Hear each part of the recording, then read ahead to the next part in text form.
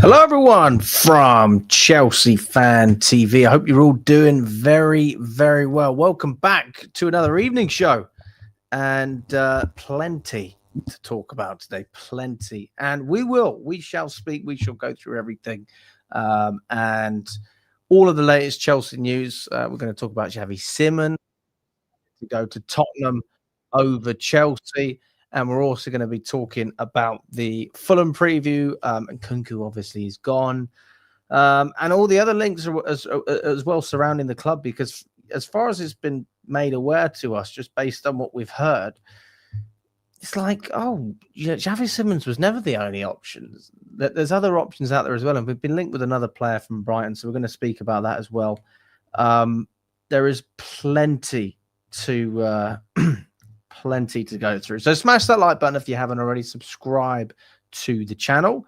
And listen, let's get ready for the Fulham match, because it's only about 14 and a bit hours until kickoff. So basically, by the time you wake up, have breakfast, not long, and then the game will start. Big up to Jordan. Hope you're doing well. Win Stanley and Stewart. I'm not sure what you mean by that, but fair enough. And yeah, let's start off with the news, and then we'll go on to the preview. Okay, that is what we're going to be talking about. Okay, so little update on Nicholas Jackson. This is according to Sky. Chelsea are holding talks now and plan to make a decision over Nicholas Jackson's future tonight or tomorrow evening, evaluating a number of options, and the player could also end up staying, although that is unlikely at the moment. So that is that's what they're saying about Nicholas Jackson. By the way, like I'll say this, guys, there's so much that can happen now, and between the end of the market, there's so much that can happen at the end of the window. Got breaking news as well from Fabrizio Romano. This is to do with Facundo Buenote, the loan move. No buy option for Facundo. Brighton didn't want one. Chelsea's recruitment team really believes in his potential. They also have matching rights. They can match any bid Brighton gets next summer. So that is, I'll be honest with you, wasn't really expecting this one, but I'm not surprised. And I don't think any of you should be surprised either. We know what Chelsea are targeting. We know what Chelsea are looking for. And this clearly goes in their model. But I'll be honest with you, I don't really know an awful lot about the player. I don't really know. I can't make a massive assessment and go, well, he's great at this, he's not so good at this. I'd be lying to you if I said that. I think he's clearly a player with some potential. Otherwise, we wouldn't have looked at him. That's literally our middle name, isn't it, at Chelsea, is Potential FC. But, I'm going to have a level-headed conversation about this one, guys. And I want you to try and listen with an open mind. I'm not here to persuade you that this transfer is good. I'm not here to do that. So let's not. I haven't actually made my mind up on whether I really agree with this or like this transfer or loan move, because it's not even a permanent deal. But I think it is going to be intriguing to see what it is that this player has that Chelsea are looking at and going, we really want that. And we're willing to take a player that isn't even ours on loan. We don't even have a guarantee that the player is going to be with us the season after. So I have to admit that is a move that I did not expect. I didn't expect to see that from Chelsea. And, listen, he's clearly a player with potential. But the more we dive into him, the more that we can find out. So let's dig a little bit and let's try and gain an understanding of what he's done, what he's contributed, and what he's like as a player. So again, looking at what he did last season, this is what we have to look at based on his stats for Leicester. So he was on loan at Leicester. Was he on loan at Leicester? Presumably he was on loan. I'm guessing he was on loan, right?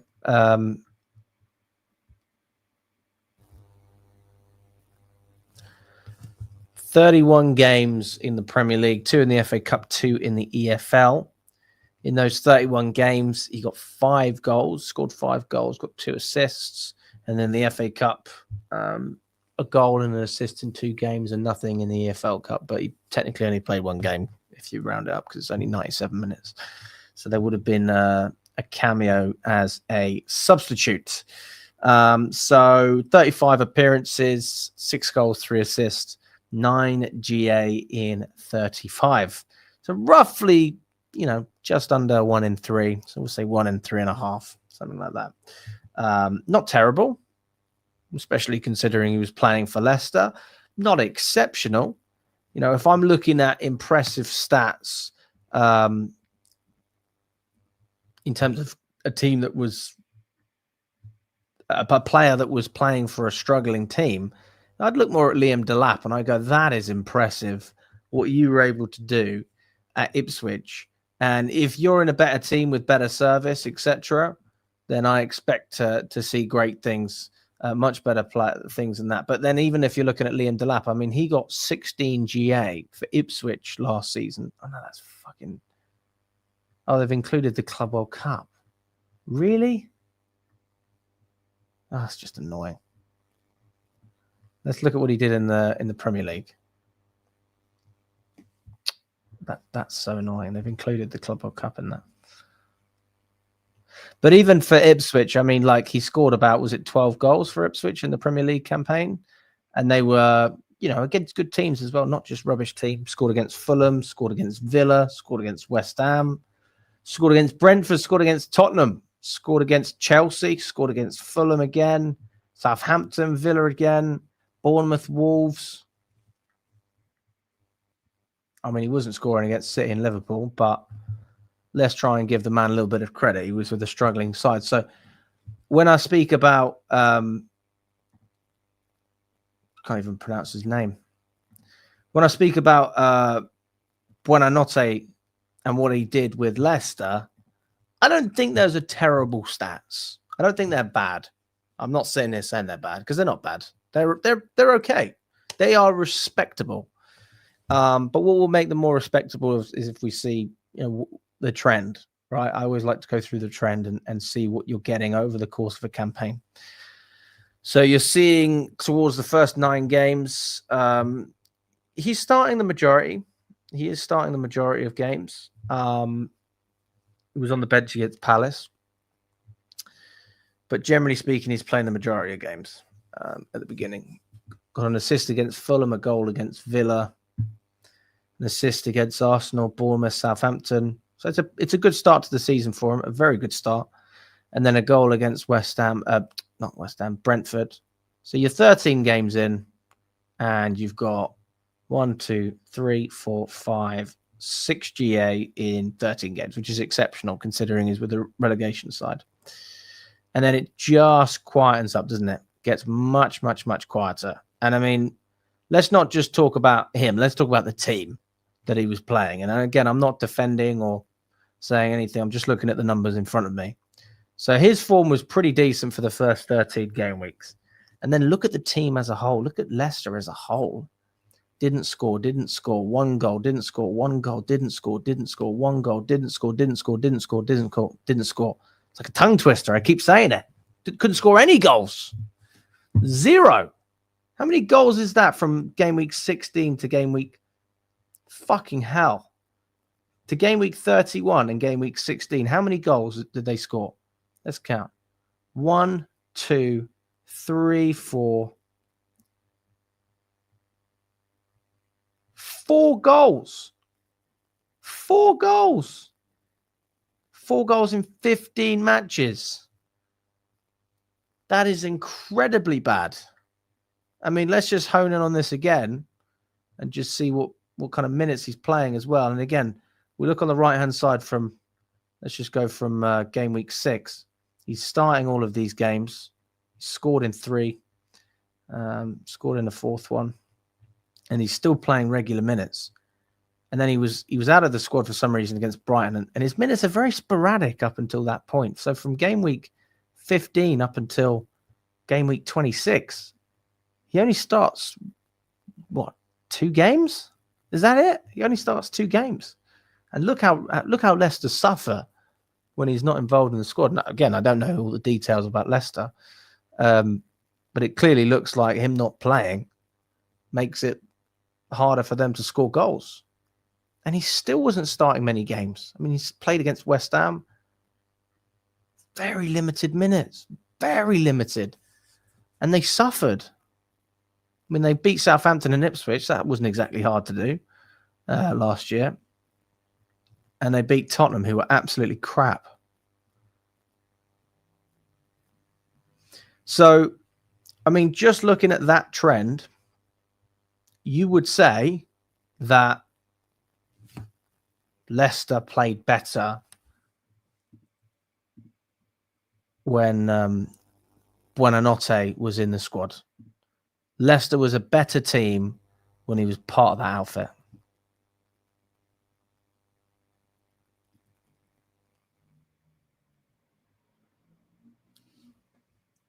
Fuck the stats. Well, listen, I'm not sitting here saying that you need to become a fan of this guy. Nobody's saying that. All I'm doing is going in here with an open mind. That's all I'm doing. Okay. So that's what you can see in the Premier League. Very, very interesting when you look at it like that. Obviously, yes, Van Nistelrooy did come in. So that explains why maybe his minutes were he was struggling for minutes. But I mean, in fairness, yeah, it doesn't matter. I mean, he wasn't playing and they weren't getting results. So I would say there is a correlation there. I'm not saying it's the whole picture. I'm not saying that's everything, but I'm saying maybe that's a factor. Maybe just maybe. Scored 2 against QPR in the FA Cup. And no goal contributions in the Carabao Cup. Losing to Man United in both competitions. So, yeah, that is pretty much it from that perspective. If we go back previous seasons,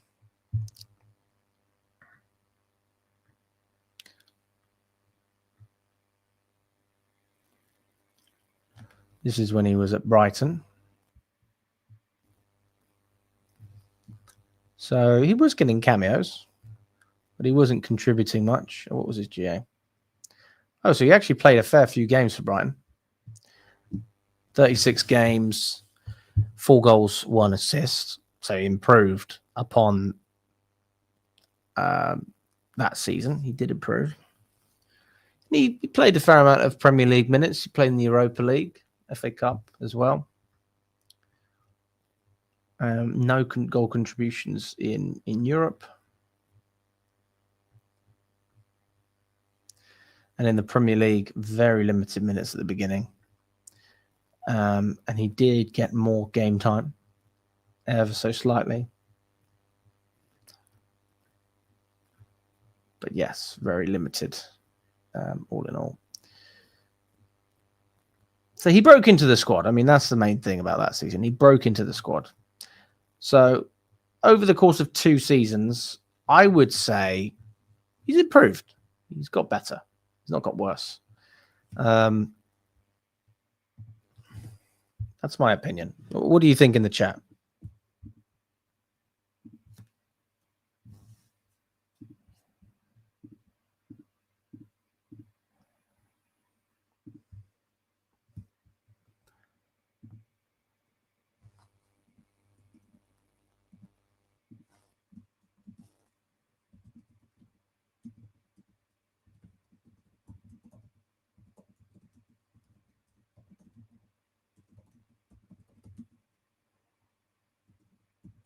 I'm gonna. Do you know what? We're gonna do a step further as well. I'm gonna get even more analysis on here, unbiased as well, unbiased analysis.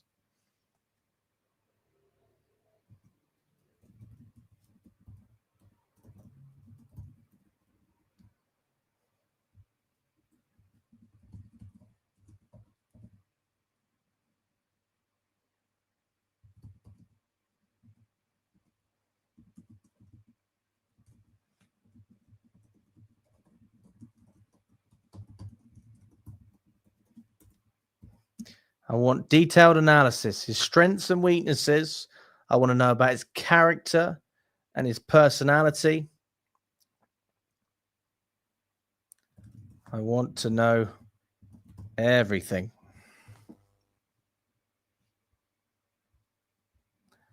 So while that's loading up, I'll go through some questions. Devastating the Xavi Simons news. When Stanley and Stewart, oh, here we go. Here we go. All right. Big up, Yusuf. Can't believe the news on Xavi Simons, but can't dwell on that. Hope to see you tomorrow after the game. Okay, yeah, good to see you, Yusuf, mate. Looking forward to it. Xavi Simons is a snake, says Amir. Greetings from Macedonia. They are frauds. Fifth choice player from Brighton. This team is gold dust, lads. Let's not dwell on someone who is happy going to Spurs. I think that's pretty well said, Cam. Absolutely. He's picked Spurs. That's what he wants to do. Chelsea decided not to go for him. Well, I agree with that as well, Mark. You are correct. But if you watch the show that I did yesterday, one of the things I spoke about was let's just compare Garnacho and Simons. Let's just compare them. And we're not talking about ability here. All right. Everybody knows that Simons is better than Garnacho. Nobody's disputing that. He's a better player with better quality, more ready-made at this moment in time. The only thing that he doesn't have is Premier League experience. And he's more versatile because he can play on the left, he can play in the centre. So, again, if you're asking me who I'd rather have in the squad, I am saying Xavi Simons. That's what I'm saying. But I've still never been against the Garnacho deal. I'm quite happy we got Garnacho. I've not got an issue with it. A lot of people seem to have a problem with it. I do think that we could have got a slightly better deal for him, 40 million flat with a 10% sell-on fee. It's not the best deal. I don't think it's the worst deal either. 50 million would have been a joke. 45 would have been pretty difficult for me to stomach. But when you really look at it from all angles, it's a fair deal. It is a fair deal. A 10% sell-on clause means fuck all. It means if we sell Garnacho for 100 million, United get 10, and that rounds up to 50 million. And if Garnacho's a 100 million pound player, then it was a great buy at 40 million in the first place. So I don't really have an issue with the sell-on clause. I think that's pretty irrelevant, especially if we decide not to sell Garnacho and he stays at Chelsea for many, many years. He could be one of those players. Who knows? On the flip side, you get your money back for him. I don't think you lose money, and I think he's still profitable as long as he's like a decent Premier League player. I don't think you lose any money there. And I just see a player, going back to the Simons story, that has been committed to Chelsea from the get-go. Who's never, ever even thought twice about joining another club or going in a different direction. And Xavi Simons, listen, it's not ideal. He agreed terms with Chelsea weeks ago, maybe even a month ago. There's no doubt that he wanted to join Chelsea, that he was very happy to go to Chelsea, excited, saw what we're like as a club, and who wouldn't want to be a part of that? But how long do you wait? And also, as a player, how valued do you feel when a club takes that long to go for you? And then you've got another club who comes in very decisively. They agree a transfer fee, and then they're willing to pay you the wages and give you the contract as well. And I'm pretty sure he's on about a 4-year deal with a 2-year extension, or a 5-year deal with a 2-year extension option. So I fully appreciate why Xavi Simons has gone to Spurs. We've taken too long.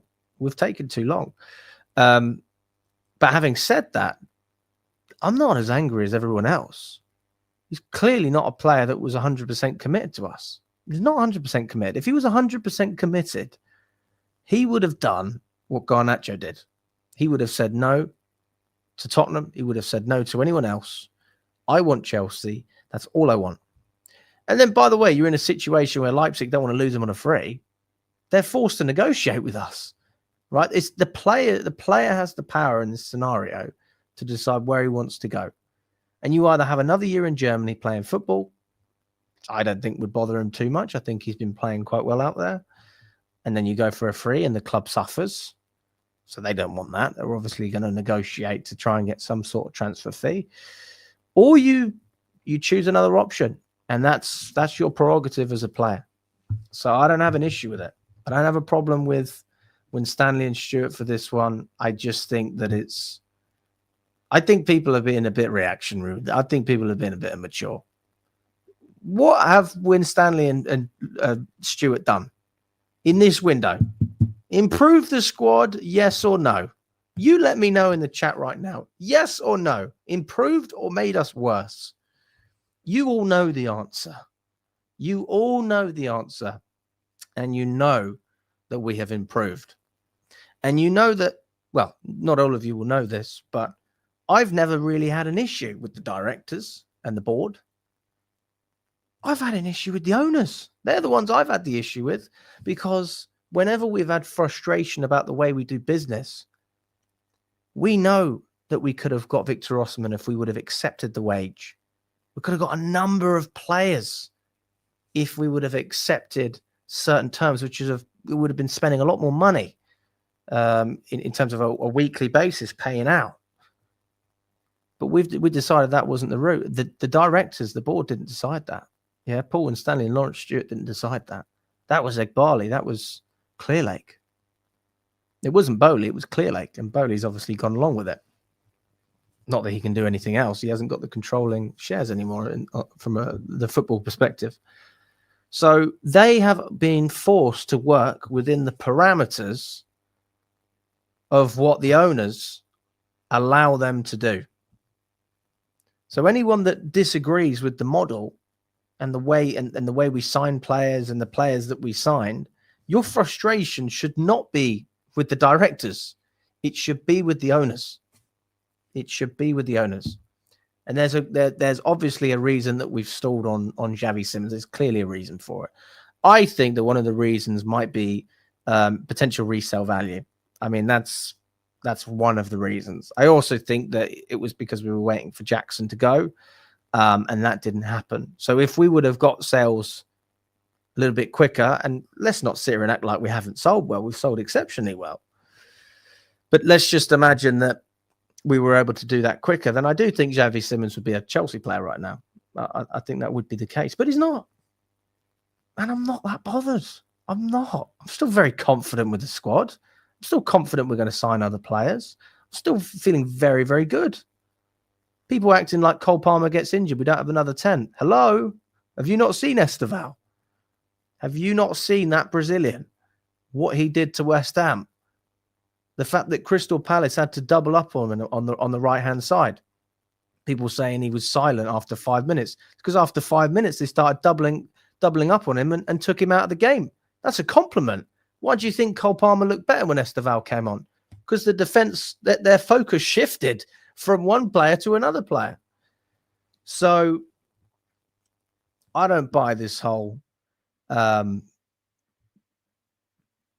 the board are incompetent, all of that. I'm not buying it. But I agree with you, Mark. I do agree. He didn't pick Spurs over Chelsea. Chelsea decided not to go for him. But again, to counteract that point, he could have waited. He didn't have to go to Tottenham when he went. He could have waited until deadline day. A lot of things could have happened. So I think that ultimately there's just the uncertainty from the player. What's going on? What's going to happen? I need some clarity over the future of my career, and I've got a good chance to go to a Premier League, Champions League side in Tottenham. Whatever you want to say, they're a big club. They're not necessarily a club that wins a lot of things, but on paper, they're a respected club in Europe, and that's why they were able to get this done. So. You're absolutely right. Chelsea would have won this deal if they really wanted to, but they didn't want it. They didn't want it. And that is something that we're going to have to dwell on. I don't really understand what it is. That we shouldn't dwell on. Okay, so I've asked the question and I've got a little bit of information on Facundo Buenote.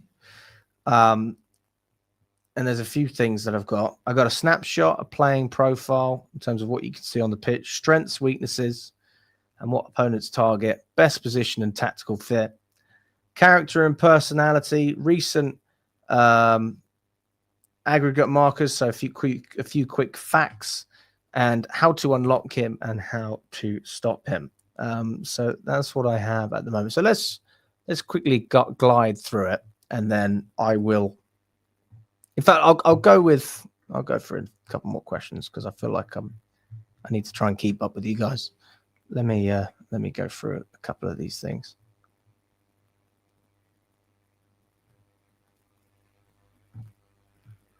£90 million on Gittins and Garnacho. My lord, how we have fallen. I agree with Gittins. I agree that we overspent there. I agree that we could have got a better deal for Garnacho, but I can justify that more. So Gittins, we overspent by about 15 million, to be honest with you, probably 20, if I'm totally honest, based on like what he's able to bring to Chelsea this season. I think short term Gittins is a pretty poor signing, but I think long term that's where we're riding. Our hope is essentially that Gittins is going to come good, and his directness and his willingness to shoot will result in goals and assists and all the rest of it. It's about the eye test. Stop with the stat shit. Again, I didn't say I was right. I didn't say I supported it either.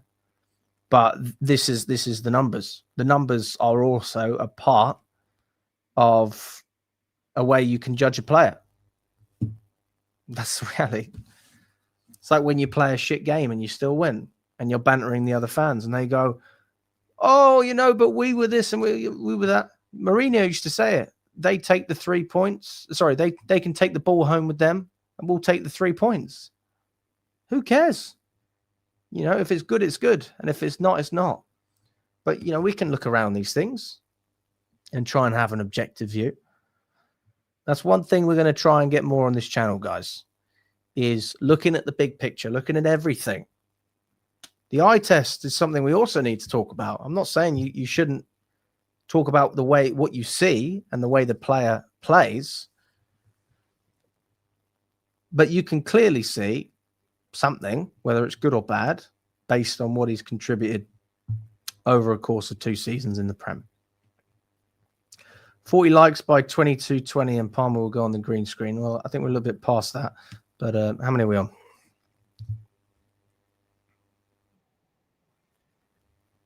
We're on 32. Okay, that's disappointing. That is very disappointing. If you're on YouTube now, guys, you need to smash that like button. All right, we've got just almost 100 of you, just under 100 of you on YouTube. On X, we've got about 400. If you haven't smashed that like button, please do. It helps the channel. And it all helps, guys. It all helps. The worst part is that those directors extended their contracts for 6 years. What a shame. The only good one there is Shields. We need to do a show on the directors. We do need to do a show on that. Like which signings, which directors are we putting towards certain signings? And if you give me all of that information, I'm sure I can find that information. Then I will run a show on that. We will run a nice long show, and we will talk about it because it's definitely something that needs to be spoken about. And then we can make a decision from there. But I don't have everything at hand, so difficult for me to have an opinion on that. But I would say that based on the way the squad's looking at the moment, I'm not shitting on the directors. I think we've made some very good signings. I don't understand. Look, I appreciate people could be unhappy with what they're seeing. You have every right to be unhappy. What I don't understand is why you feel like we're the worst club ever. And by the way, like I'm guilty of this. I'm guilty of being emotional, and of course you got to be emotional. After we lost to Brighton, after we lost to Arsenal, Brighton the second time, all of those games, Brentford, I've been there. But then you look back, you sit down and you go, maybe maybe what I said was a little bit reactionary. You know, I said that Thomas Frank was a better manager than Maresca last season. That certainly sparked a lot of debate. But I mean, Thomas Frank is a very good manager. Whether he's better than Maresca, after winning a Club World Cup and a Conference League, I think Maresca's got a good claim there. But I'll be interested to see how Spurs get on this season. I'll take back what I said. Obviously, that's why I'm referencing it. You know, I thought that our owners were worse than the Glazers last season, based on what the debts that we were taking out against the club, the fact that we were borrowing money. We then found out those debts aren't even with Bluecoat; they're with Midco 22 Limited. So, I mean, that was something that surprised me, and the debts were smaller than I thought, which was good, I guess. So, all in all, guys, I think there's a lot more that we can take from this than just the directors are crap and shit and hopeless and the worst directors you've ever seen in your life. Yeah, we've actually done very, very well in a number of respects. And I'm honestly a bit done with people making all these claims about how rubbish we are after the season that we've just had and after where we are as a club at the moment. I'm just done with it. I'm done with it. I'm all for giving your opinion. Nobody can ever stop you from having an opinion. You've got to have opinions, guys. Never let anyone stop you from having an opinion. But if people can't open their eyes when things are better than they actually are, I think it's difficult to have a proper conversation. It's just an echo chamber at that point. You go, oh, he's shit. Why? Why? Because he did this. All right. So we didn't sign Xavi Simons. What about Hato? What about João Pedro? What about Delap? What about Andre Santos? What about Esteval? What about the fact that we're going to get Cucurella to extend his deal?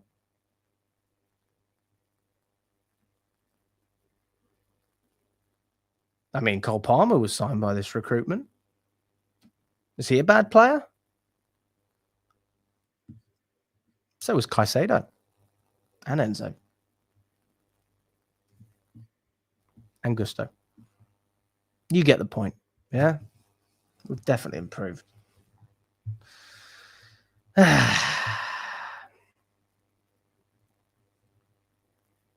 Why do we need to know anything about a player who will be back to Brighton next season? Because he's going to be at Chelsea this season. That's why. I'd quite like to have a bit of an understanding. Does anyone know why we signed this Brighton bloke on a season loan? Can someone explain what the benefit is? I suppose. Well, there's two reasons really. First of all, it's the cheapest option. You don't have to spend much on a loan.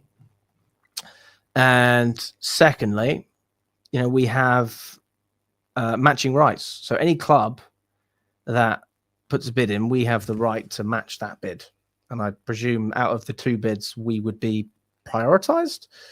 I don't really understand if that's the case, but something like that.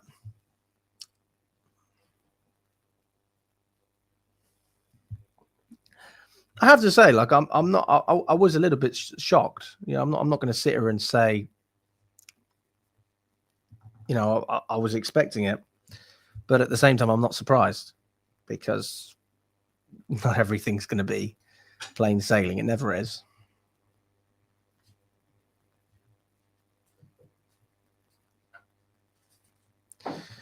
Added in, Fermin Lopez is a great choice, but I think he's not coming. I don't think he wants to come, based on what I heard. He wants to stay at Barcelona. And yes, the UEFA sanctions have certainly been a factor of what we're doing. No doubt about it. No doubt whatsoever.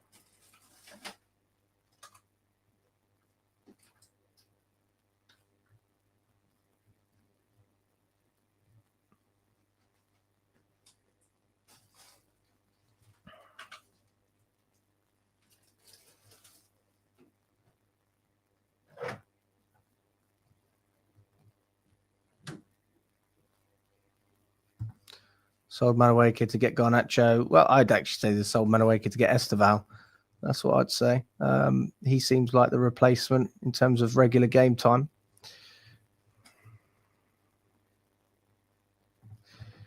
Maybe Chelsea needed to sell Jackson to pay for Simons. Chelsea probably expected the deal to happen weeks ago and kept Simons hanging on.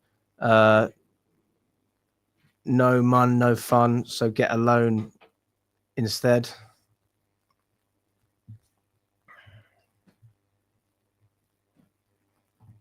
Gittins, Garnacho, Delap, is it an improvement? Gittins, I agree with you on that.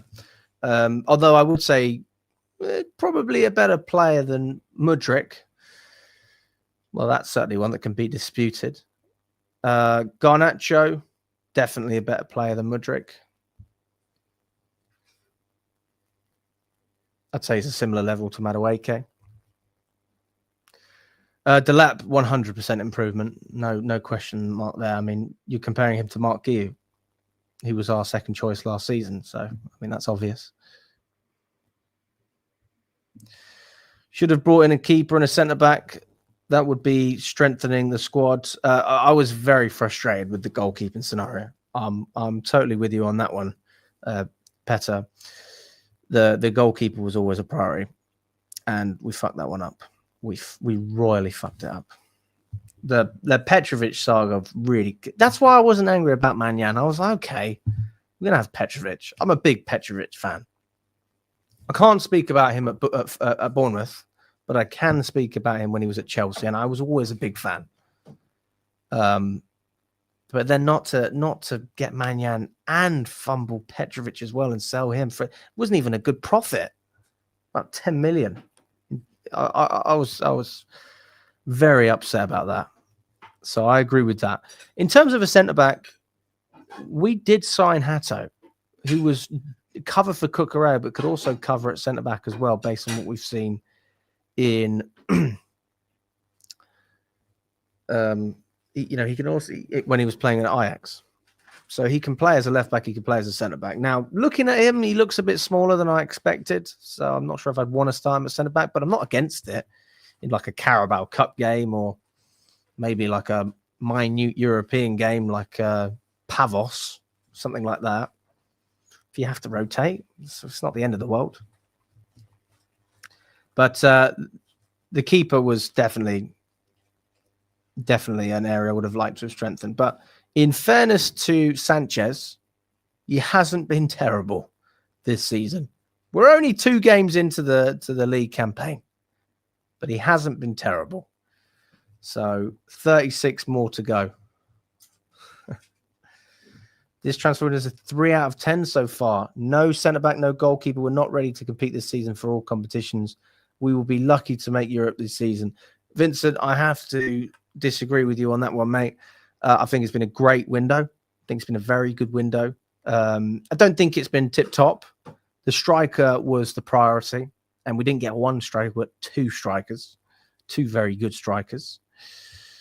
We've strengthened our midfield with Santos.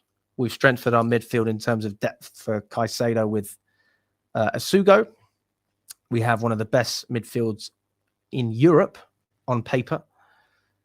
And I would argue that we've strengthened our wingers as well, because you've replaced Madueke with Esteval, and then you've got Gittins and Garnacho. And I would say Garnacho is definitely an upgrade on Tyreek George. So we have strengthened there. Defensively, we got Hato, but missing out on Colwell does make you feel like we are weaker. So I'm with you on that. The problem is the profile. Yeah. Dean Huijsen would have been perfect. I'm a big Dean Huijsen fan. But that wasn't our fault. That was just Madrid coming in. So you have to just accept that a club like that, they're going to beat Chelsea to that kind of signing. So when we're looking at profiles of players, I think we've actually been very, very good. I do question the Jamie Gittins price tag. I question the João Pedro price tag. Probably still think we could have got him cheaper, if I'm honest. I think we overpaid for both of them. But everyone else, off the top of my head, I think we got for pretty fair value, if not a very good deal. Like Delap was a steal. Hato was a great deal. Santos, great deal. Esteval, great deal. Garnacho, I think, is fair. I don't think it's great. I don't think it's bad. I think it's fair. Like, you look at what United fans are saying about this Garnacho deal. There's a girl called Alice. She's a Man United fan, and she had a very, very interesting take on this situation. So I bookmarked it because I wanted to go through it on stream. Just have a look at this. A list of players who went for more than Garnacho this summer. Mateus Fernandes, who's obviously gone to West Ham from Southampton. Amari Hutchinson, who's gone to Forest. Tyler Dibbling, Everton. Jacob Ramsey, Newcastle. Dango Otawara. I'm not sure who he's gone to. Is that West Ham as well? João Felix, Gittins, Madueke, Alanga. Okay, Liverpool got 35 million for Kwanzaa with 4 Premier League starts last season. And Nkunku was only a few million less and on crazy wages. I don't care if Garnacho was in the bomb squad. We could have easily got 50 million. Chelsea spent 55 million on Gittins, who's worse. And I do agree that Gittins is worse than Garnacho. And sold Madueke for 52 million. We've been mugged off. He's had the most GA of any player, 21 or under, apart from Yamal, across the last 2 seasons, doing it in an unsustainable side. 40 million for a talent with that potential is a joke. If he was a Chelsea player in their bomb squad, we would have paid 70 million for him. Underrated online, big talent, and if Amorim gets sacked for a manager who likes direct wingers, he thrives at Chelsea. We will look ridiculous. So that's what she had to say. Interesting response from Davey. He said he wanted to leave and only wanted one club. Makes it harder to get a higher fee. The fact he's out of the dressing room is a good thing. Stop moaning. Yes, but Chelsea would have caved to 50 million on deadline day because Gittins is so raw. Blah, blah, blah, blah, blah. But yeah, I mean, I thought this was a very interesting post. And like when I talk about Garnacho, everyone looks at the Chelsea side. Nobody looks at the Man United side. So if we're going to make an assessment on this, and I'm no messiah, but I'm just trying to find a logical explanation here. I think it's fair. Chelsea fans are saying it's a disgrace that we spent 40 million on Garnacho. But nobody's complaining about spending 55 million on Gittins. No, I don't know. I think Garnacho's a better player than... I think he probably is a better player than Madueke, if I'm honest. Or not far behind. I'll take that back. I don't think he's better. But he's not far off. You know, we're apples and pears, as far as I'm concerned. They're both players that I don't think necessarily are of the quality to be starting every single week for Chelsea. But he is better than Gittins, 100%. To be honest, player salary is too high, and after a few years, it's hard to find another club. That's why some of the big clubs have a problem selling higher wage players. That's true. Good to see you, Bobby. The reason the sporting directors are getting hammered is the prioritization of Garnacho. That's not really an immature criticism. You make a fair point. It's a very fair point. The only explanation is that he's cheaper. His wages are probably cheaper. And is he younger? I'm not sure. I'm not sure if he's younger or not. Garnacho's 21, isn't he?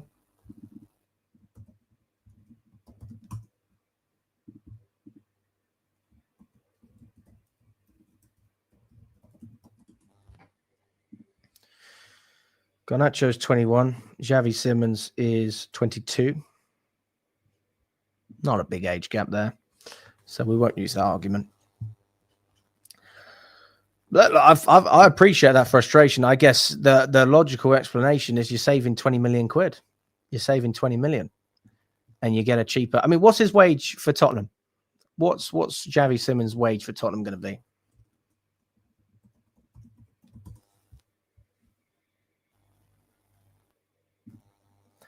52 million the transfer fee, but does that rise?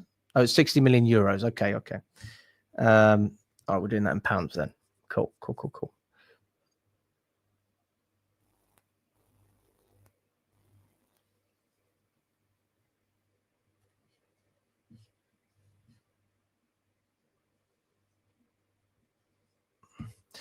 I would be lying to you if I said that I wanted Garnacho to come instead of Xavi Simons. I'm not sitting here advocating that Garnacho is a better player.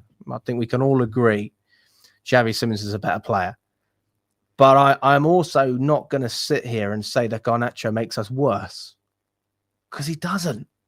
So you've got one player that can take you to these heights in terms of his ability individually. You've got another player who can take you here, but you're currently here. You're at a lower level. So yes, it's a fair point, Bobby. It is a fair point. But it's still not a transfer that takes us backwards. It's not a deal that takes us backwards. Now, you would argue with I can't pronounce this guy's name. Facundo Buenote. If that deal doesn't become permanent, then that's a bit of a strange one long term. But I think the reason they're doing that loan is because maybe we're not able to sign players with the UEFA sanctions or the deal we have with UEFA. We just need a cheap option. And there is a potential that we can try and sign him permanently anyway. Hindsight's a great thing. I mean, we'll see what happens with Gittins. I'm open to giving him a chance. You know, I'm not sitting here saying that I don't like the guy. Squad has improved with the exception of Cucurella. Our entire left half is a downgrade. No, that's not true. Hato on the left is an upgrade. We have depth at left back that we didn't have last season. I mean, unless you want to include Chilwell. But even Hato's a better player than Chilwell at the moment. Who else did we have on the left last season? I mean, at the beginning of last season, we had Sancho, we had Mudryk, we had...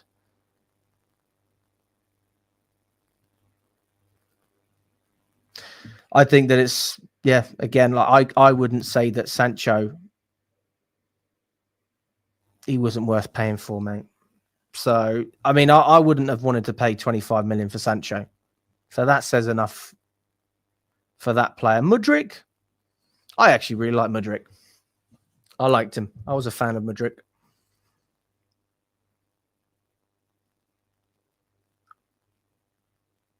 I think that's harsh. Hato's an upgrade. That's your left back position. Definitely improved in terms of depth. We didn't have that. And then on the left-hand side, as it stands right now, we've got Garnacho, Gittins, Pedro Neto will occasionally play there. And then you've got Tyreek George as well, who'll probably end up going. So I wouldn't say that's a clear downgrade. On paper, you could say that. You could say that on paper. But on paper, Jadon Sancho's a baller, isn't he? But he was pretty crap a lot of the time. He was great when he first came in. He was fantastic, but he had a lot of spells where he did nothing. So I don't know why we're sitting here praising Jadon Sancho as if he was the Messiah that was going to save Chelsea. I think he was a player that actually had his best season in Premier League football playing for Chelsea. What does that say? And we still thought he was pretty bang average. He was all right. Is that the player we want to put all of our faith in? Fermin Lopez as well. Like again, I need to look a little bit more into that one. So I do think he's a good player. I think was it 50 million we're looking at, something like that.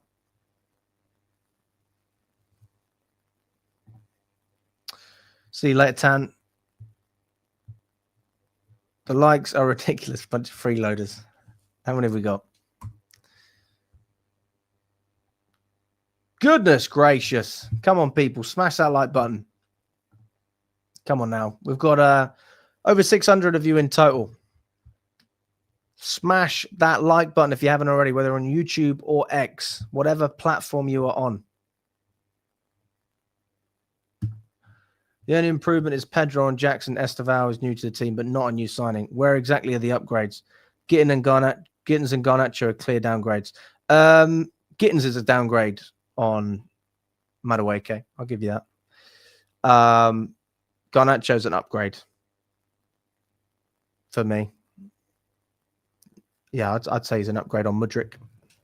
I'd say he's probably about the same as Sancho, if not probably a little bit better. I think you're going to get more GA from Garnacho than you would from Sancho. Delap is an upgrade on Mark Guiu. Estevao is an upgrade on Madueke. Who else have we got? Let's look at the midfield. Santos is an upgrade on Dewsbury Hall.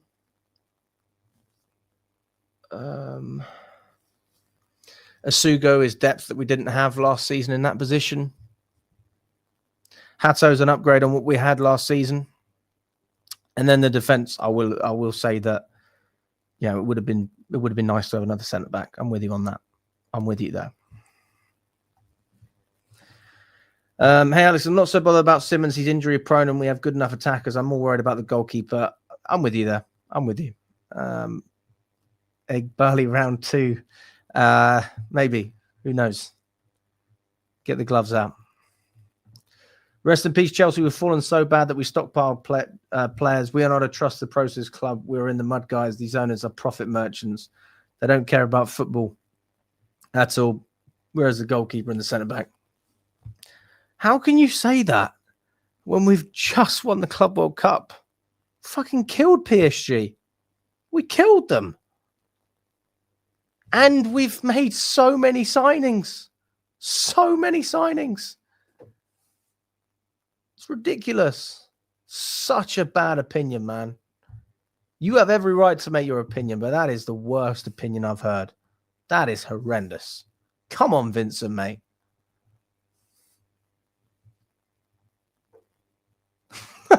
It's nuts. Two wins in the lowest competitions in the world. We literally beat PSG, who were the best team in the world. And that apparently that's a negative.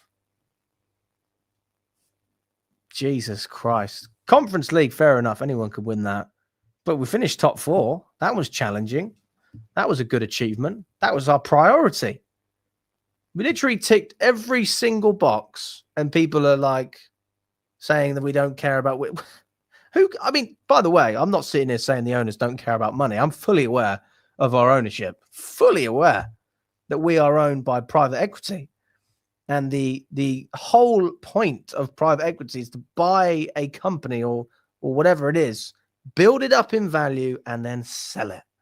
I get it. I get it. Let's not sit here and act like I wasn't on TalkSport talking about why the fuck have we got X amount of owners. One of the owners is a Tottenham fan. What's his name? Jonathan Goldstein. He supports Tottenham. Hansi Viss. One of the reasons he bought the club is because he hates Roman Abramovich. I don't deny these things. Don't deny them at all. I will say that Hansi Viss, when I met him, was a very nice bloke. I'm sure you've watched that interview. But it doesn't change the fact that I'm fully aware of the motivation behind why these owners took over the club. Fully aware of that. But I'm not here. I'm not getting political right now, because now is not the moment to get political. That's what you want.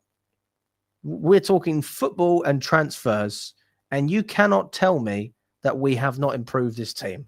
It is bollocks. Absolute nonsense.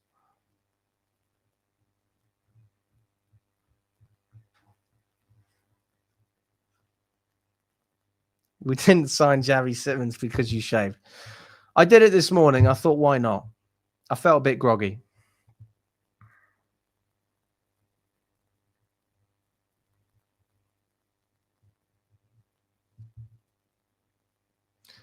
Let's not sit here and act like we didn't have a transfer ban under Roman Abramovich. Okay? Like, what are we doing here? Come on. I don't get why everyone is so pissed. We've had a good window, not amazing, but good. The Brighton kid is good backup. If he does not play, who cares? We use him if we need to. Well said.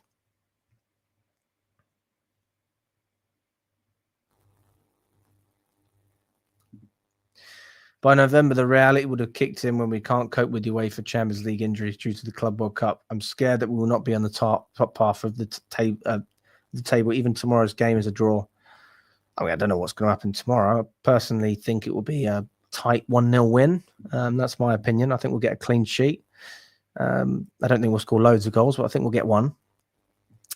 I'm not seeing where the pessimism is, though, guys. I'm not seeing it.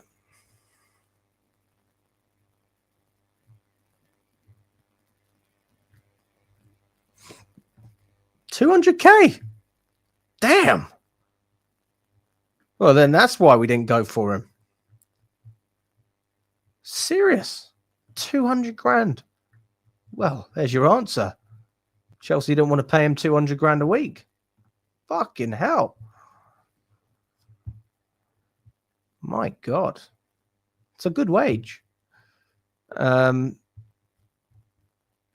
Very. Actually, no, I say that. No, what am I talking about? We already accepted terms with Xavi Simons. So that can't be the reason. Who knows? Maybe he just agreed a higher wage with Tottenham. Maybe they agreed to pay him more.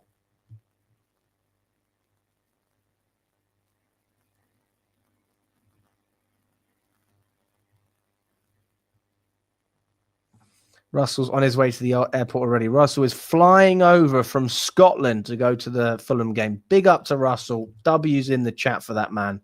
You have our respect. I look forward to seeing Russell tomorrow. The owners get major hate for one main reason. Every purchase they make is so they can make profit on them. Not footballing reasons. Tell you now, Maresca will be well pissed with this window. Well, yeah, you make a fair point, Shayna. Like, I'm not, people seem to think that everything I'm saying is in defense. I agree with what you're saying, Shay. I agree that the signings are made with the finances in mind. No disagreements there. I mean, maybe you could say Fernandez and Caicedo, Fofana. Probably not. But they were slightly different. That was a different time, wasn't it? Different time in terms of our model and our strategy. But let's look at the Premier League. When we look at all the teams that you have, where the fuck is the Prem? Give me the league table, man. All right. You're looking at the Premier League.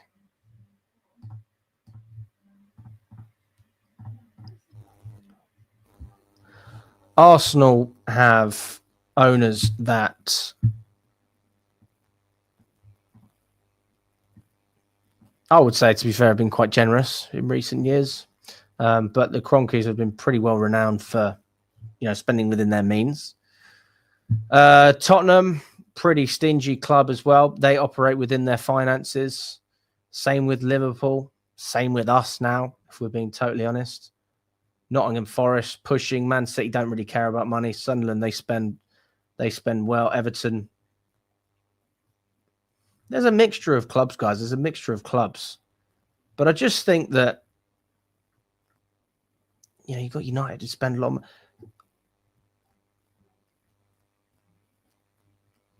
I mean, I don't even know if there's any point of really comparing this. Each club is trying to progress in their own way. They've all got their own models. I personally think that Chelsea's model is flawed. I do think it's flawed. And I want to highlight short term. It's very flawed short term. So when you bring in Gittins, there is a flaw in that transfer because I don't see him being a player that could lead us to a Premier League this season. The question is, in 2-3 years, could he be that player? And the answer is, who knows? Who knows? Nobody knows. But I feel like a lot of the players that we brought in are coming together. I do feel like we have a spine. the club is gaining a little bit of identity. You can't deny that. Cucurella is part of our spine. Caicedo is part of our spine. Cole Palmer, key player. Pedro Neto is becoming one of them. João Pedro will soon slot in. We wait and see if Robert Sanchez wants to join that club. Big question mark there.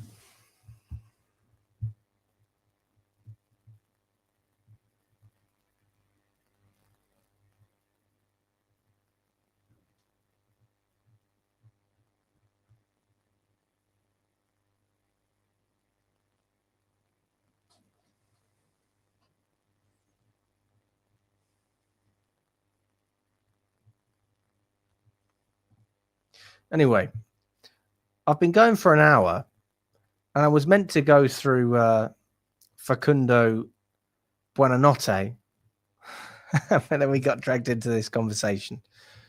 So I will briefly go through it. I won't take long because I feel like people don't want to hear it that much. But I will. I'll briefly go through. I'll go through it quickly.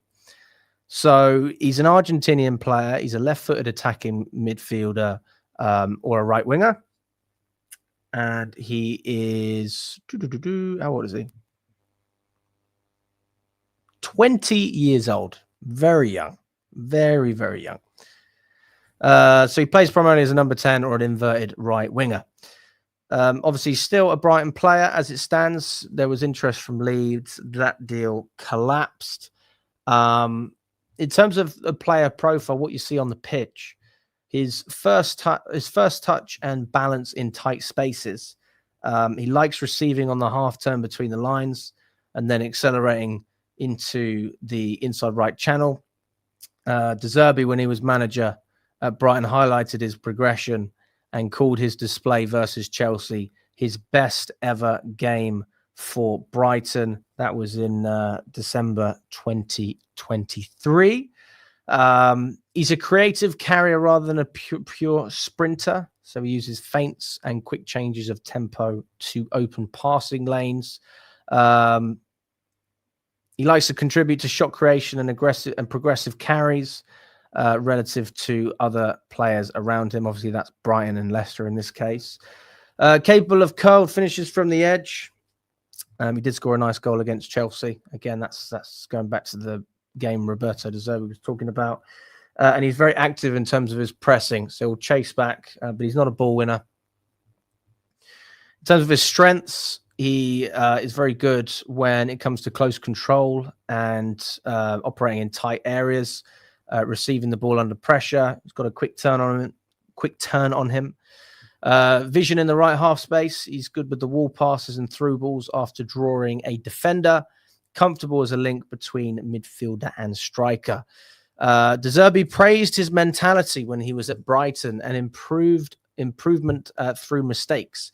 The best game comment post Chelsea reinforces that trajectory. And his end product is getting better, as you saw when we went through his stats at Leicester. And if you compare that to his previous year at Brighton, he went from, I think it was 5 GA to about 9. So listen, these aren't world-beating stats, but in the eyes of progression, you can't deny it. His weaknesses, he's not very good at physical duels and aerial battles, and he can be knocked off the ball quite easily. So not a great player in the air. And his decision speed in the final third, he can hold the ball a little bit too long. And his shot selection can skew to, his shot selection can be a little bit strange at times. And he's heavily left foot dominant, so he's not great on his right foot. In terms of his character and personality, apparently he's quite grounded, pretty coachable and team-oriented. And he's had some praise from Carlos Tevez when he was at Rosario. He was very complimentary of his mentality and change of pace, saying the way he breaks and accelerates reminds him a lot of Messi. And then he responded saying there's no comparison, which is probably the right answer, to be fair. But yeah, he's consistently talked about learning from senior pros. And yeah, I mean, it sounds like maybe that is one of the reasons we've looked at him. I think that the football side is obviously something we look at a lot, but I do think that the recruitment are probably quite heavy on the character of the players as well. But then that throws into question, why are we bringing in Garnacho? Kind of goes against the fabric. But then I guess I would ask another question. Do we have any other players with a similar character to Garnacho? Probably not. So maybe they feel like Garnacho can bring something positive to this team. Because I do think he has a big motivation to come to Chelsea and prove Man United wrong. Maybe that's part of it. So we'll see. I mean, he's contracted to Brighton until 2028. So he's got a couple of years left on his deal. But yes, very reliant on his left foot. Poor in the air. And he can be a little bit wayward with his shooting. So those are some things about Buenote. Give you a little bit of an idea. It doesn't seem like he is going to Strasbourg based on what we're seeing. It seems like it's actually going to be a deal for Chelsea. But maybe I don't really understand it. But I think the main reason is probably just cost. Just purely based on cost. So I'm going to go with that.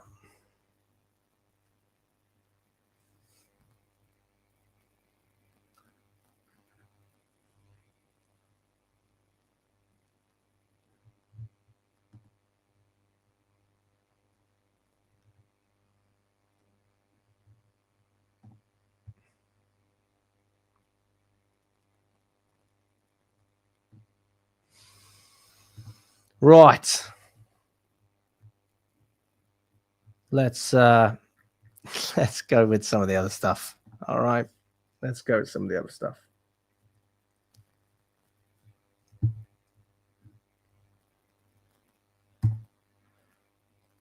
Say Buenote at the end of the stream. Obviously, I'm getting his name wrong. But yeah. I'll look it up. I'll listen to some commentary so I can get the name right. See, if you played FIFA, you just know this stuff because you hear the name when you're playing the game. But I've stopped playing FIFA for years.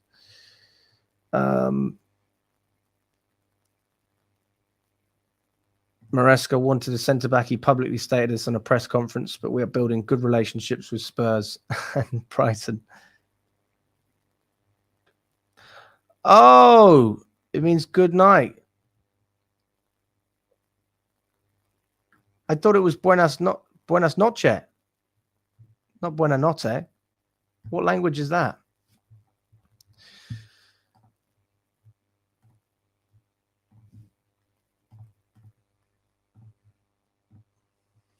But Joel has emerged as a potential late target for Strasbourg.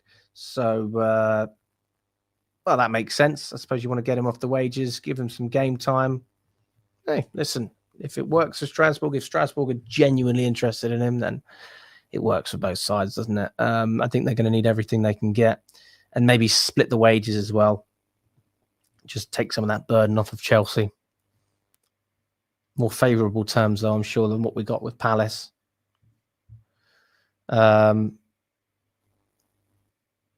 Torino apparently have also been interested in adding him as a left back, as have Roma in Italy as well. So a few different options in Italy. The problem is the Italians don't have any money. Or so they say. You know, we were talking about Nkunku.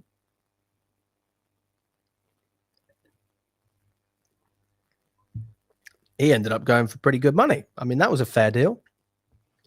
I don't think it was unreal, but I think it was fair. But I guess that the Strasbourg comparison might be to put pressure on other clubs to make a move like Torino or Roma. It depends on the fee. It depends on the wage as well. I think Ben Chilwell is in control of this situation. I mean, if I was Ben Chilwell, I wouldn't want anything to do with Blueco or Strasbourg. I'd want to get the hell away from it.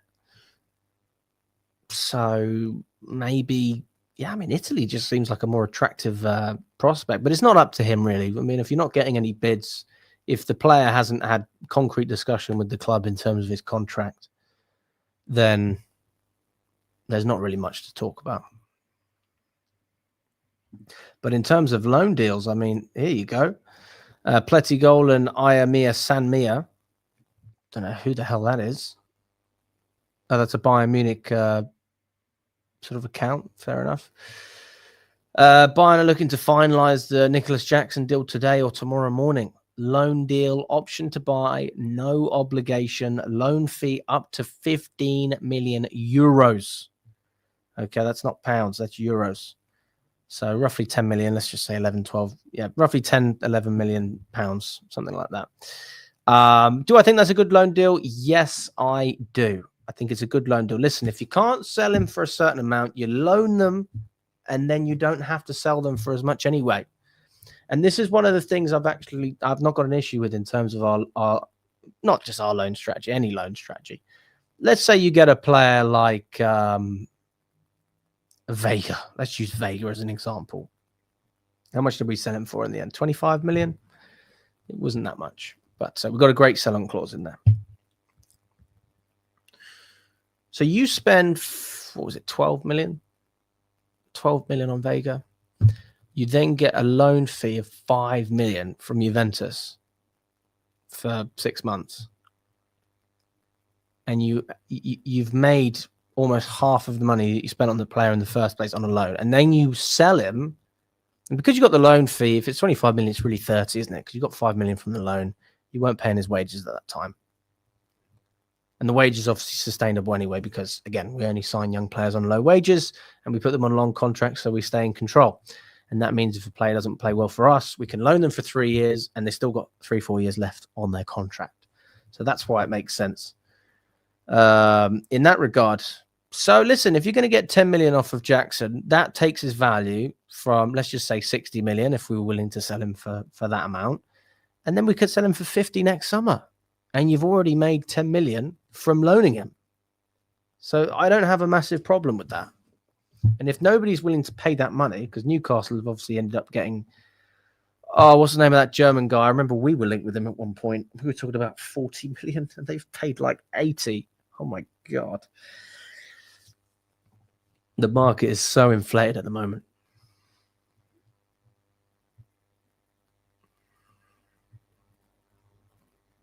Buenote means good night in Italian. Okay, I'm with you. I thought you were talking Spanish at one point.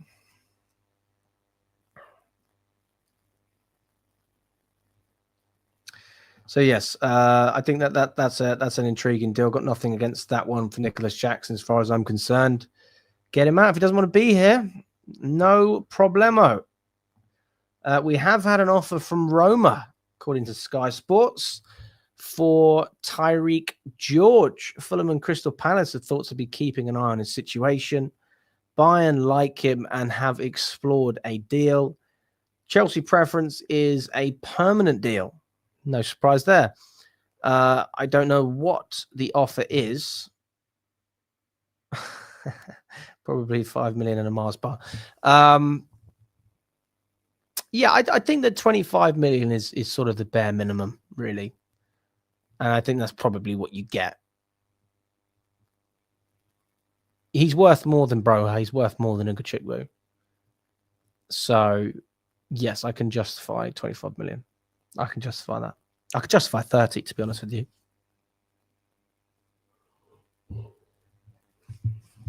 I wouldn't have a problem with them going for that much. 20 million is like pretty poor, but it's also profit 100%. If you're desperate to get rid of a player, then you'll do what you need to do. Alfie Gilchrist has left Chelsea and completed a permanent transfer to West Brom, the Championship club. For those of you who don't know, West Brom are currently being managed by Ryan Mason, who used to be the assistant coach at Tottenham. So Alfie Gilchrist will go and work with Ryan Mason. If I'm not wrong, should have a touchline ban think he got sent off the other day for basically getting really angry with one of the decisions. So listen, good luck to Alfie Gilchrist, and wishing you all the best in the championship. A very committed player, a very good player with a lot of leadership qualities. But I think if we're just talking about footballing ability, then I don't think there's much to be disputed there. But yeah, lots of love for Alfie Gilchrist. Smash that like button if you haven't already, guys. Subscribe to the channel. If you're on X, you can support by liking and retweeting as well. It all helps. It all makes a difference. You can also become a member of the channel if you'd like. We've got a few membership options, but that is absolutely up to you. Big up to everyone. We've got almost 800 people on all platforms watching. Good to see all of you in the building. Is it 65 million? So 80 million euros. I always get confused because I see these numbers and I'm like, I just presume they're in pounds, but it's euros. That's fine. It's a lot of money, though. A lot of money. I mean, he was never linked at that price when we were looking at him. I know that. What club was he at? Fucking. It wasn't Frankfurt. What club did he go from? Can't remember. What club was Nick Walter made out? What German club was it? Was it Augsburg? No. I can't remember.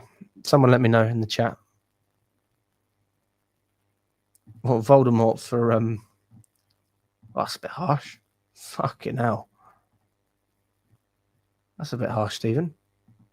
You seen the Voldemort comparisons? Not for me. Stuttgart, thank you. Thank you, mate.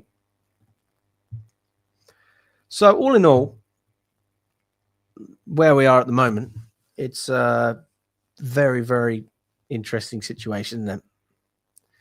We are coming to the finish line. We're coming to the end of what has been a very, very entertaining transfer window. I have to say, I have been entertained. And there's been no shortage of news. We have, without a shadow of a doubt, made some big strides. Some of which you might not agree with. I'm not sitting here saying you need to agree with everything. But all in all,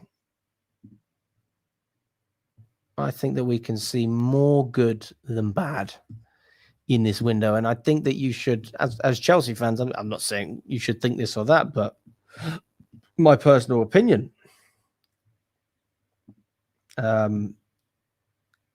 is that I think we are making strides.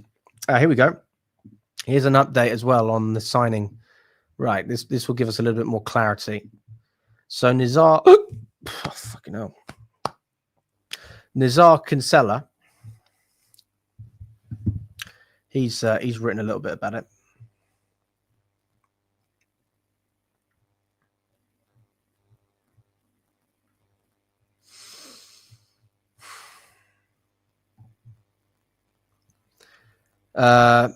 The club faced restraints in the transfer market, having been fined £26 million by UEFA in July for breaching financial rules.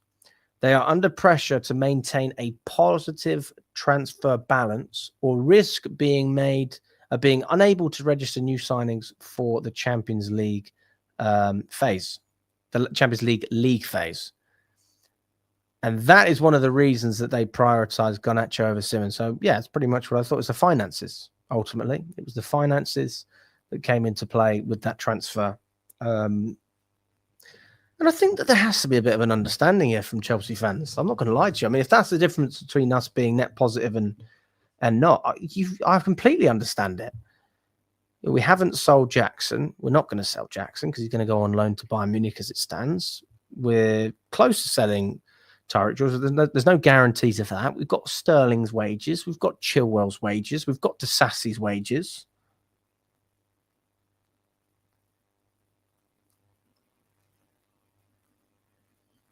So you've got to be smart. I mean, that's just being sustainable. And then again, reiterating the the deal for Facundo, we've agreed a deal where if next summer another club agrees a fee for Facundo, they will receive a phone call and have a chance to match the bid and bring him to Chelsea.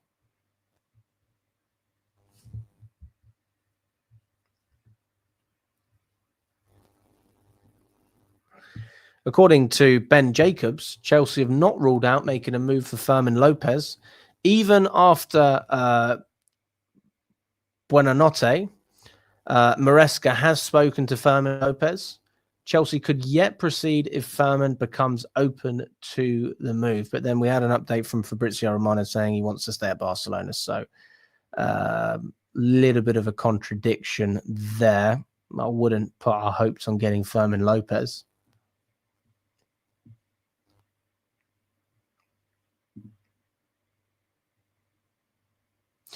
And apparently, what the fuck? So we've also signed Enciso for Buenote. That's done now. I thought that deal fell through. What the hell?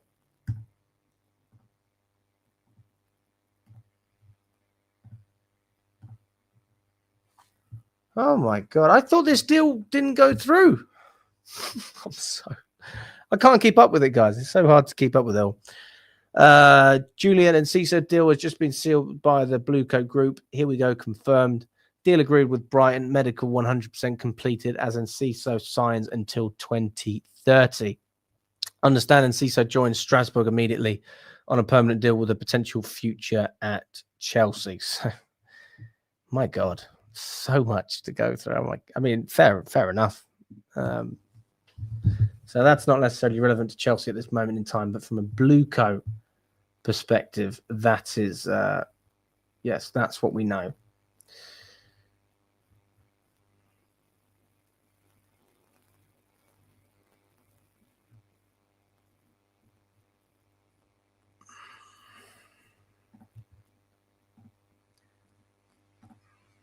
Chelsea's intention is to convince Fermin Lopez, who still has the idea to stay. However, there are now some sources close to the player who believe it is best he leaves due to Chelsea's proposed economic and sporting conditions. So, I mean, there's not many clubs that I would sit here and say Chelsea, I mean, top clubs, that Chelsea would outspend on wages. I think Man United would spend more. It looks like Tottenham spent a good amount on Xavi Simons. City spend more, Liverpool spend more, Arsenal spend more. So, you know, when you look at Brocolona, which is what Barcelona are, they're really broke. That is one thing that they don't really have. They don't have the financial pull, but they have the aura of Barcelona. I mean, just the fact that it's Barcelona is something, isn't it?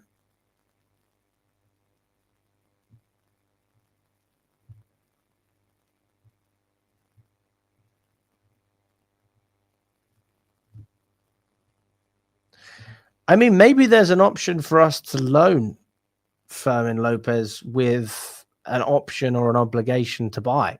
Maybe it could be one of those deals. But I don't think Barcelona would accept that. But I mean, from our perspective, that's a pretty safe bet.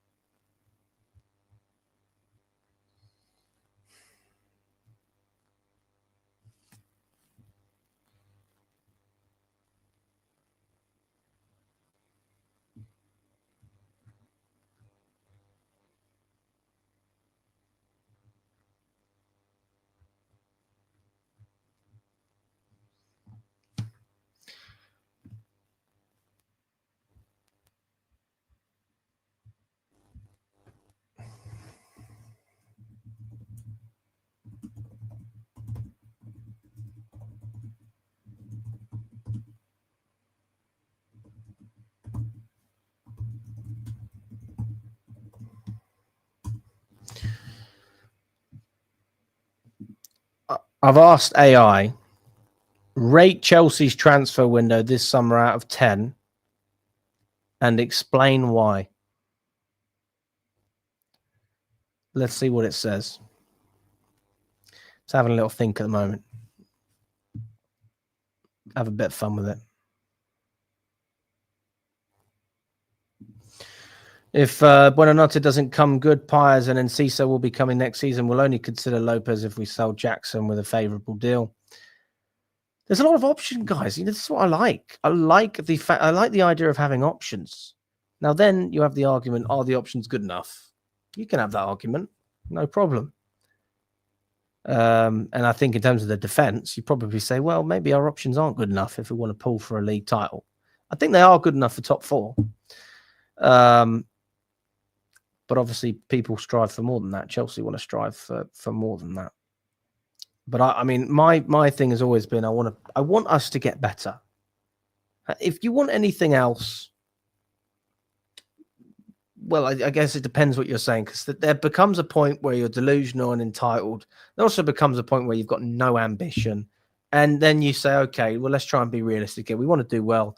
I also want to be realistic. And when I talk about what I want, I'm not just thinking about what I want. I'm thinking what I can actually attain, what I can genuinely reach towards and grab, not just reach and hope. You know, it's like me saying, I don't know how much you make. You make 30 grand a year and you want to buy a house that's worth £2 million. It's a great goal. It's a brilliant goal. Nobody's got a problem with you striving to do great things in your life. But if you're on 30 grand a year, it's going to be difficult to buy a £2 million house. All right. So based on what Chelsea have at the moment, I wouldn't put us to win a league title. I wouldn't put us to win a Champions League. I do think we could win a domestic cup, and I think we should strive towards that. I think we should certainly take that competition more seriously. There's definitely reasons for that. But all in all, you just want to be realistic. So, I mean, put in the chat as well, what do you genuinely believe Chelsea can attain this season? And well, obviously what you want, but what you believe we can attain. Your genuine opinion on what you think Chelsea can do. And if you say we're going to win the league, fair enough. Nice optimism, but you know, let's be realistic. You've got all comps: Premier League, Champions League, Carabao Cup, FA Cup. I want to hear all of that. I want to see the rundown.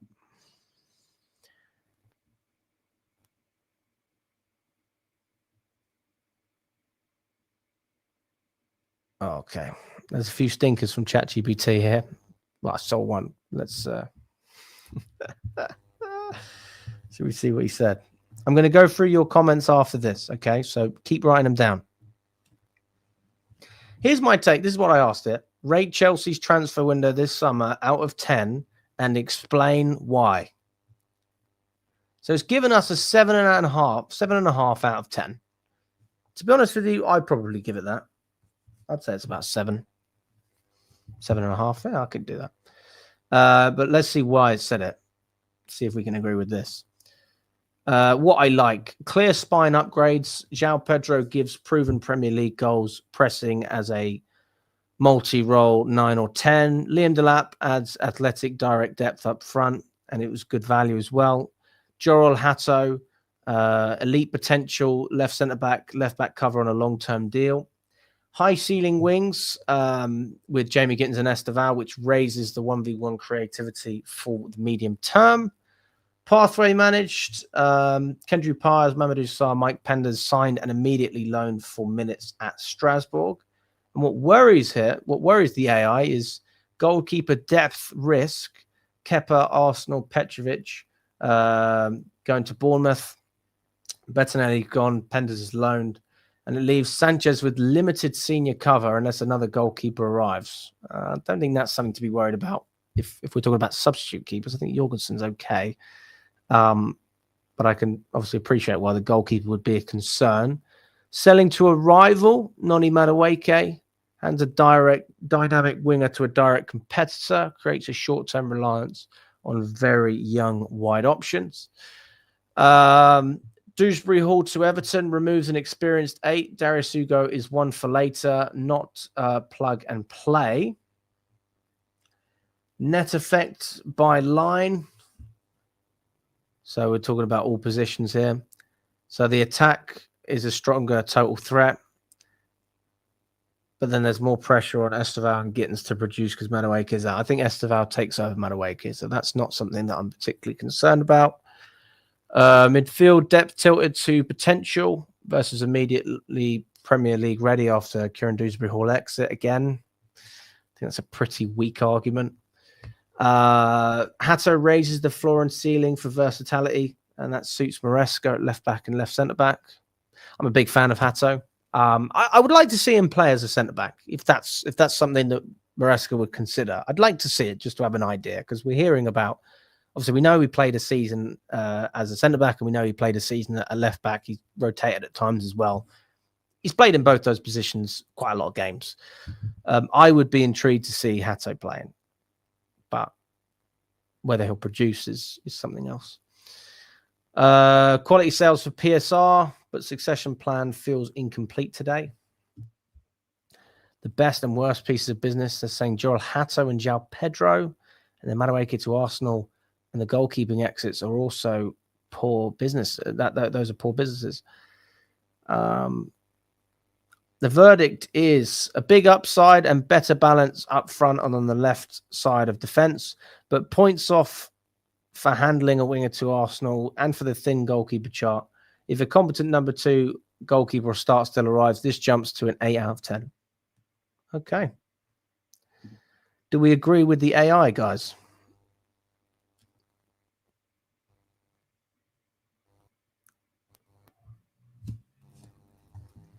Good evening, Philip. Ask ChatGPT where Sterling will end up.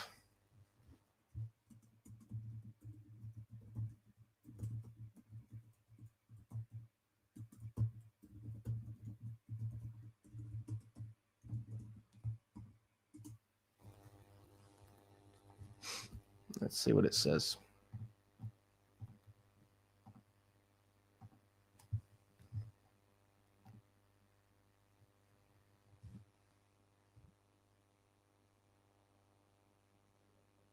I do enjoy a good bit of AI, I have to say. I enjoy it.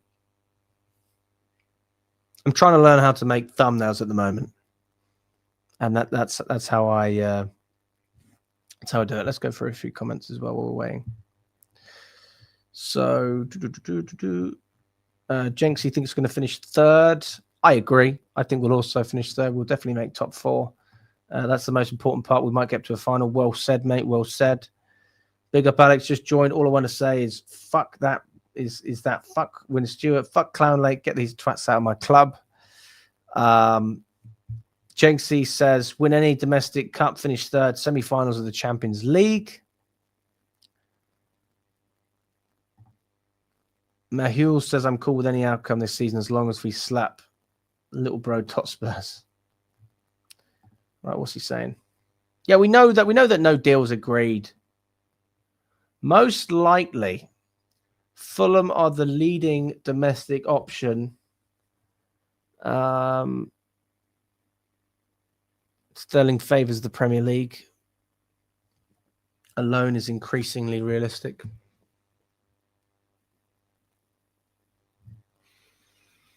Fair. Probably makes sense as well. I think that they'll probably do that. I think they will do that. Smash that like button, guys, if you haven't already. Barely spoken about the preview. I've got to do a quick lineup builder, and then we're going to wrap it up because I'm not streaming tomorrow morning. So, as we know, there's a few players not available for this one, but it's not the end of the world. It's Badiashile, Lavia, Cole Palmer will not be available for this game either. We're going to go with a 4-2-3-1. From Fulham's side, we're probably going to have Smith Rowe. I expect him to start. There's also potential that Robinson will be back in the squad. He's certainly a threat on that left-hand side, one of the best fullbacks in the league when he's fit. I think he's brilliant. I would love him at Chelsea, but unfortunately, I don't think he really suits what we're doing because he's not a fullback that inverts. He's a fullback that likes to overlap. So definitely some threats from Fulham's perspective. Obviously undefeated in all competitions as well. They recently beat Bristol in the Carabao Cup. Right. Let's go with what we think Maresca will actually do. And then if we want to make some changes, we can certainly do that. I'm going to have Cucurella on the left, Sanchez in the middle as well. And then I'm going to have...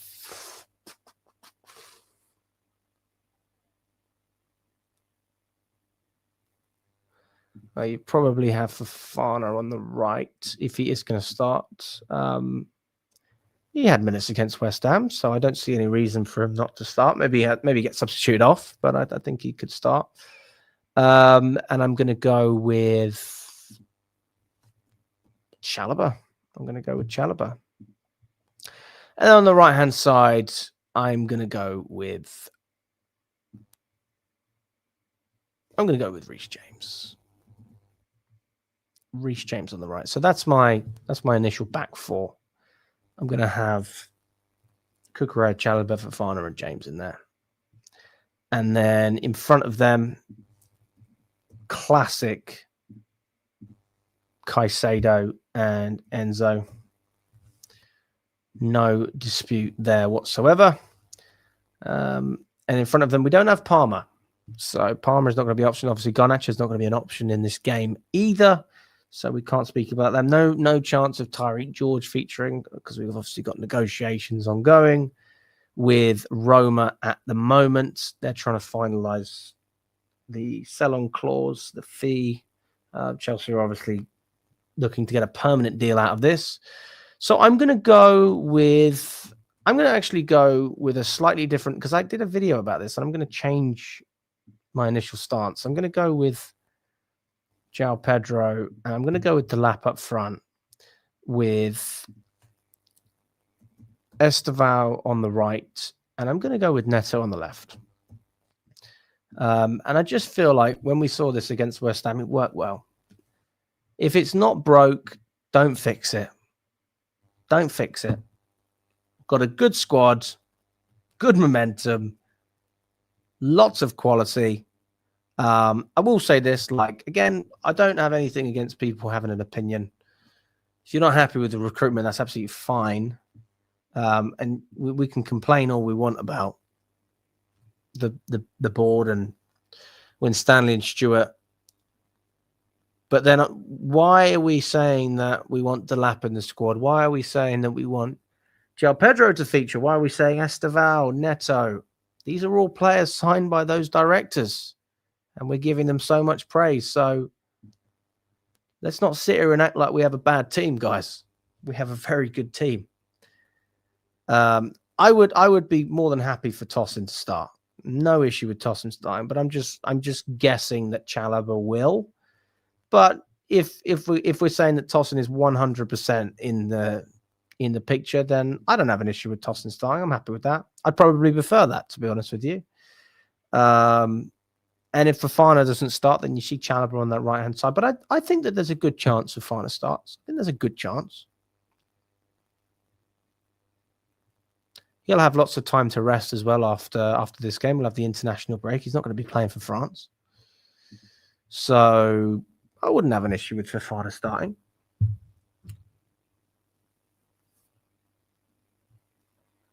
I mean, I thought Gusto had a pretty decent game against West Ham as well.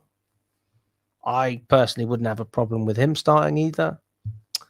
But, we want Reece James to play. We're all fans of Reece James. Depends if we're overlapping or not. If we're not overlapping, then, I say James. But if we are overlapping, my argument has always been that Gusto is the man to overlap. And that's not to say that Reece James can't do it. We know when he overlaps, Reece James is the best right back in the world. There is not even a conversation to be had. It's fantastic. But now it's just a case of managing the player, right? You know that if you get Reece James overlapping week in, week out, you are going to be in a really, really sticky situation. And eventually he's going to get injured. There's no point in risking it. I don't think Reece James was amazing when he inverted last season. I don't think he was terrible. I don't think he was great. I think he was all right. But it is all right, the kind of description that we would use to describe Cole Palmer is all right, the description that we would use for Caicedo or Cucurella. So when you have a player who is elite in a certain position and plays a certain way and he's all right, of course you're going to get frustrated because what the hell are we talking about? This guy's world class. But I've accepted the fact that Reece James is just not physically able to maintain that kind of football. I've accepted it, and that's okay. Nothing wrong with that. Nothing wrong with that whatsoever. So utilize Gusto. I also think is one of the best overlapping fullbacks in the league. 100%. When he's allowed to overlap, he's one of the best. And then bring Reece James on and utilize him when you need to. If we go 1-0, 2-0 up, I bring James on. 100%. Control the game. Don't fuck about anymore. No more overlapping. But initially, in order to get that early goal, I want to stretch Fulham. They're not going to be pressing high. If you look at what Fulham have done in the past few games against United and Brighton, they've sat back. They haven't had much possession in both games. And they've relied on set pieces and just moments of magic, really. Obviously, they got a late equaliser against Brighton, and the goal from Smith Rowe, you have to admit, it was poor defending from Man United. So Fulham aren't doing anything special, but they're solid enough that if you give them a chance, they can punish you. And that's my stance on this game. So, yeah, I'd say this is actually pretty good. So I accept the toss-in coming in for Chalobah. I mean, if Fofana doesn't play, then you'll just see Chalobah there. But I think there's a good chance Fofana could play. And then I'm pretty happy with this as well. Gittins, Gittins doesn't play for me. Not for me in this game. There's no point rotating. We're literally about to go into an international break. When you get the Tuesday, Wednesday, Saturday fixtures, fine. Like, you have to rotate. Nobody's disputing that. But right now, we're pretty comfy. So that's my lineup here, guys. We're all pretty happy with that by the looks of it. Oh, he just trained. Oh, shit. You're right.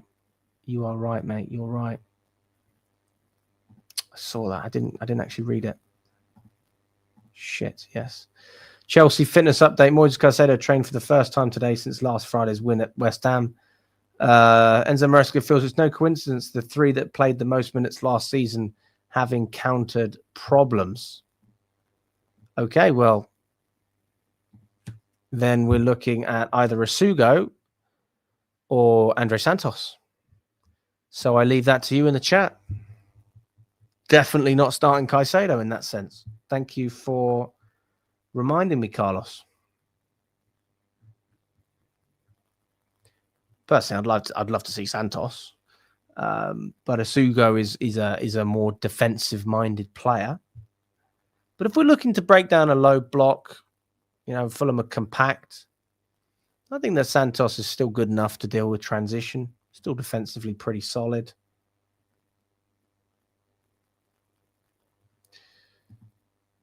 That's also a very good shout, Robert. That's a good shout. And then you can overlap like we did against PSG. It's a very good shout, mate. So what you're saying is we put James in here, and I have nothing against that. In fact, I prefer it.